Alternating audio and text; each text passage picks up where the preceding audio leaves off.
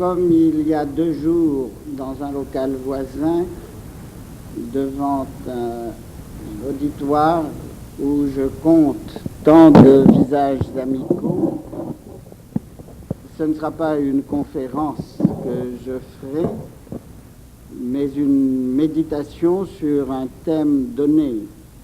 Comment d'ailleurs pourrais-je faire une conférence sur Jérusalem alors que la plupart d'entre vous connaissent Jérusalem et que certains d'entre vous en connaissent les données mieux que personne d'autre ne pourrait le faire. S'il est parmi vous des auditeurs qui ne connaissent pas encore Jérusalem, je leur donnerai un conseil de la plus haute autorité qui soit. C'était en 1965, au lendemain de la visite que Paul VI, premier pape de l'histoire, rendait à Jérusalem après Simon-Pierre. Les papes ont mis 2000 ans pour revenir au berceau de l'Église, et Paul VI, ébloui par ce qu'il avait vu à Jérusalem, demandait à l'un de nos amis communs, le président Veronese, qui était président de la Banco d'Italia, Banco di Roma, après avoir été le directeur général de l'UNESCO. Le pape le voit et lui demande « Avez-vous visité Jérusalem ?» Et Veronese de répliquer « Non, jamais ». Et Paul VI, lui mettant la main sur l'épaule, lui dit alors « Mon pauvre ami, considérez-vous en état de péché mortel tant que vous n'aurez pas visité Jérusalem ».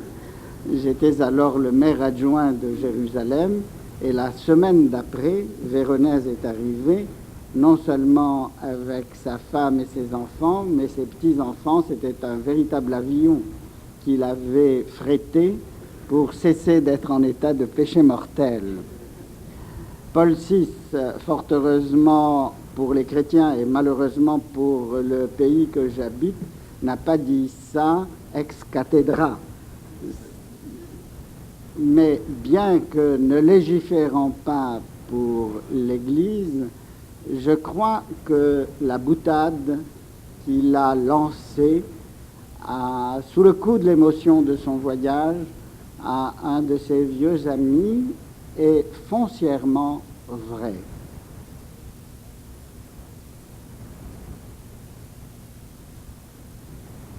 Pour tout le monde, juifs, chrétiens, musulmans, croyants, athées, une visite à Jérusalem marque une date. Il y a un avant et un après. On n'est pas le même avant d'avoir vu Jérusalem et après l'avoir vu. C'est un fait que, habitant Jérusalem depuis 30 ans, je constate personne n'est indifférent à la visite à Jérusalem. C'est une virginité qui révèle l'homme à lui-même. Jérusalem est révélatrice de l'homme à lui-même. Pourquoi? C'est ce que j'essayerai de vous dire du mieux que je pourrai en parlant du passé, du présent et, si l'on peut le dire, de ce que nous pouvons souhaiter pour l'avenir de cette ville. Jérusalem est une ville qui n'est pas dictée par la nature. Il y a des villes qui sont de tout temps un lieu habité. Jérusalem n'a été réellement devenue ville que grâce au vouloir de l'homme. Les Jébuséens étaient là-bas installés depuis la plus haute antiquité, mais c'était un tout petit village et Jérusalem n'était pas du tout destinée à devenir une grande ville pour des raisons objectives. C'est un lieu de montagne. Jérusalem se situe à 800 mètres d'altitude. C'est un lieu où il n'y a pas de voie de communication naturelle, tout à fait retiré. Et c'est un lieu où il n'y a pas de rivière, où il n'y a qu'une seule source, la source d'Ain Rogel, donc pas d'eau. Et pendant des siècles, probablement des millénaires, Jérusalem a été un petit village jébuséen.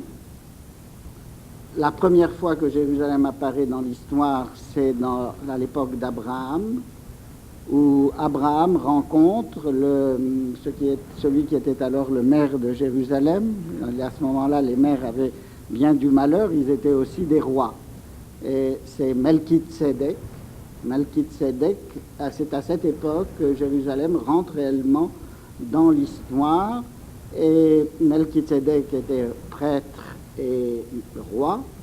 Et on adorait au sanctuaire de Jérusalem quelques divinités que l'on connaît très mal, bien sûr. Tout ce qu'on peut dire sur cette époque, c'est rempli de points d'interrogation.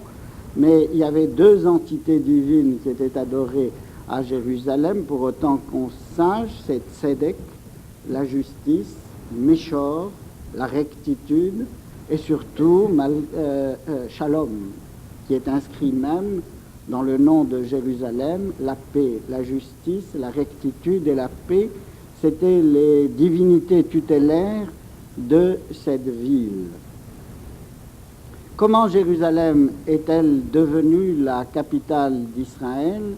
Eh bien, il y a eu probablement, pour aider au choix de David, deux révolutions techniques. Et là encore, je n'avance ces théories qu'avec des points d'interrogation.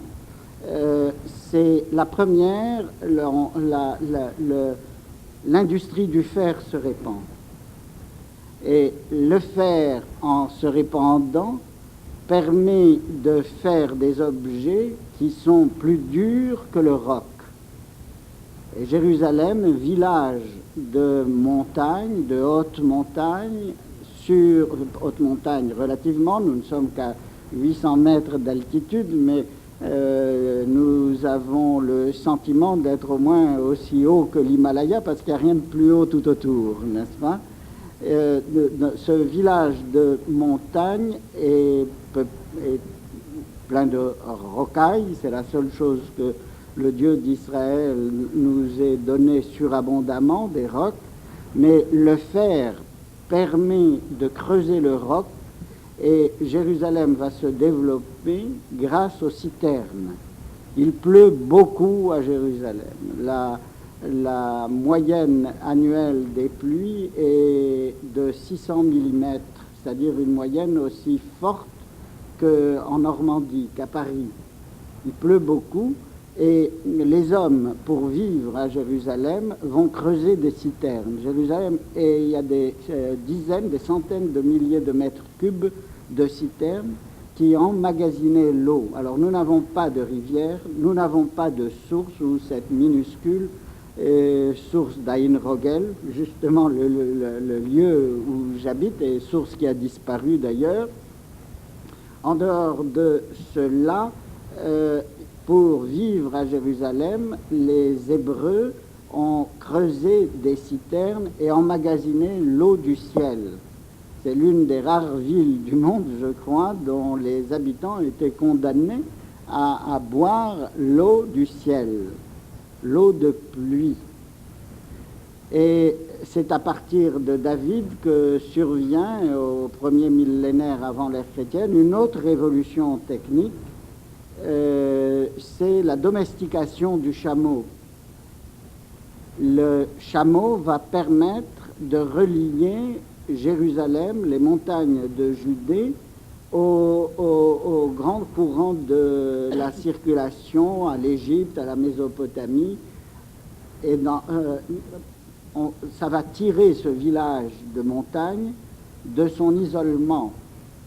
Je n'aime pas faire des paradoxes, mais je dirais que de même que la ville de David et le royaume de David eût été impossible sans ces deux révolutions techniques, la vulgarisation des techniques du fer et la domestication du chameau, je pense que notre État d'Israël ne marcherait pas sans l'aviation qui remplace le chameau et la technologie qui remplace les techniques du fer.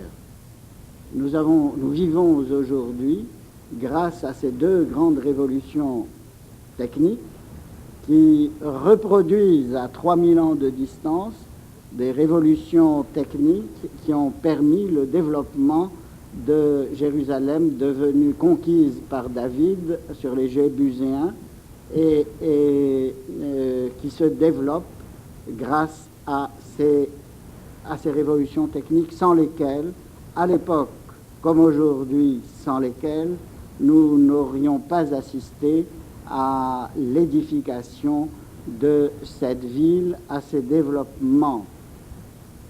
Jérusalem, capitale des unités, dit l'invitation que vous avez entre les mains. Moi, j'avais pensé de l'unité, mais l'erreur dans le titre est quand même significative parce que tout au long de l'histoire, Jérusalem, à différents niveaux, unifie. Pourquoi David choisit-il Jérusalem comme capitale? C'est un choix paradoxal. Et je le répète, sans l'affirmer d'une manière absolue, que sans les deux révolutions techniques que je viens de dire, David n'aurait pas pu planter sa capitale dans ce royaume de Jébuséens, dans cette ville, dans ce village jébuséen. Pourquoi choisit-il Jérusalem? Eh bien, la Bible le dit, c'est parce que Jérusalem les 12 tribus étaient réparties en Judée, en Samarie, et il y avait deux groupes de tribus, les tribus du nord, 10 tribus, opposées aux tribus du sud, la tribu de Juda et de Benjamin. Et le roi David choisit pour capitale Jérusalem parce qu'elle est entre le nord et le sud, qu'elle n'appartient ni à Juda ni à Benjamin, ni aux 10 tribus du nord, et qu'étant neutre, elle a vocation de devenir sinon internationale, du moins intertribale.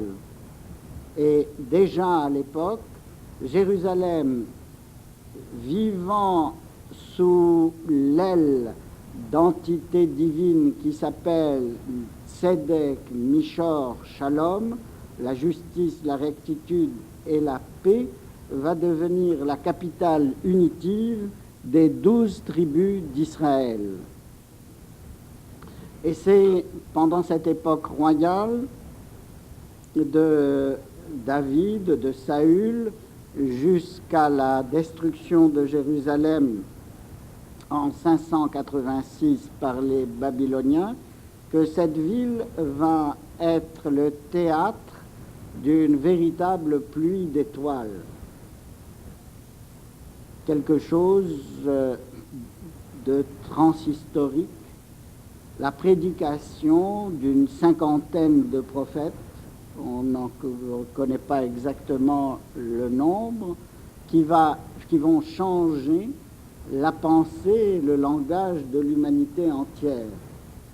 Leurs écrits, les voilà, pour l'essentiel, dans la Bible.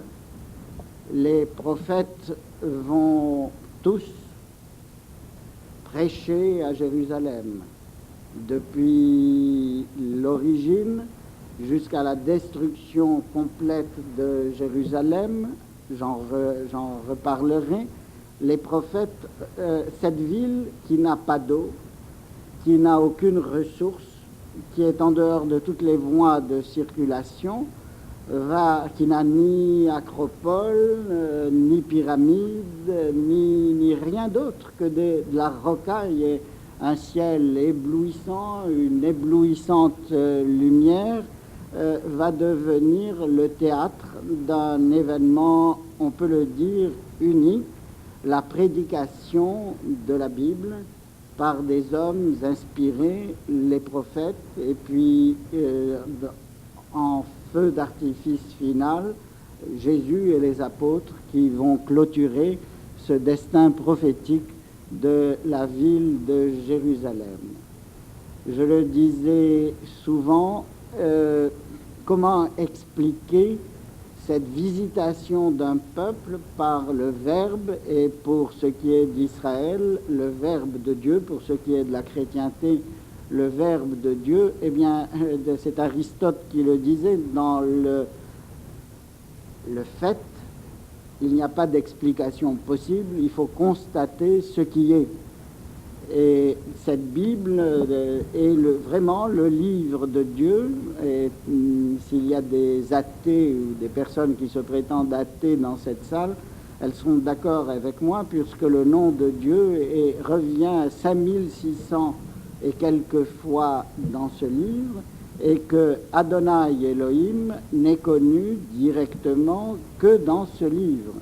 Si ce livre n'existait pas, nous ne saurions rien du Dieu d'Israël, et c'est le livre de sa révélation.